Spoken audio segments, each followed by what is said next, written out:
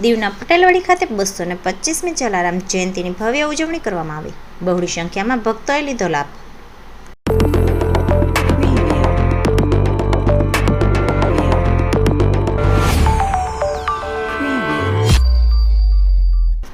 કેન્દ્રશાસિત પ્રદેશ દીવના પટેલવાડી ખાતે દર વર્ષની જેમ આ વર્ષે પણ ભવ્ય જલારામ જયંતિની ઉજવણી કરવામાં આવી. સમસ્ત વાડી વિસ્તાર કોળી સમાજ તથા જય જલારામ સેવા મંડળ આંબાવાડી પટેલવાડી દ્વારા જલારામ જયંતિ નિમિત્તે જલારામ બાપાને વિવિધ વાનગીઓનો અણકોટ ધરવામાં આવ્યો હતો તથા મંદિર પર સવારથી જ ભજન કીર્તન ધૂન તથા પૂજા અર્ચના કરી ભગવાનના દર્શનનો લાભ લીધો હતો. સાથે ભવ્ય મહાપ્રસાદનું પણ આયોજન કરવામાં આવ્યું હતું. બહોળી સંખ્યામાં ભક્તોએ આ તમામ ધાર્મિક કાર્યક્રમોનો લાભ લીધો હતો.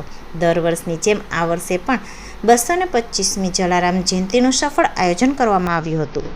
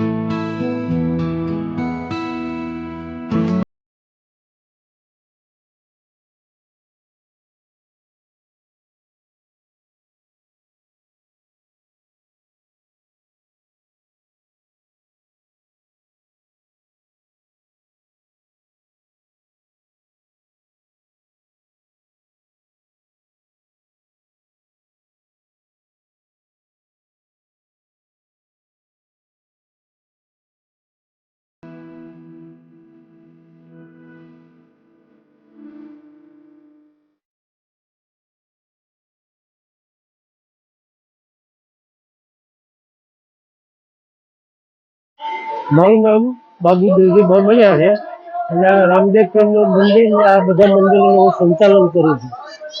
અમે આજથી 2009થી મેં આ જય જલારામ જયંતિ ઉજવીએ છીએ અને એ ઉજવવાનું કારણ એ છે કે દર વર્ષે અમારા લોકો ઠેઠ અહીંથી ગાડી ભાડા બાંધી અને વીરપુર જલારામ મંદિર કરવા જતા ત્યાં રસ્તામાં કોઈના એક્સિડન્ટ થતા કોઈ બહુ તકલીફ પડી.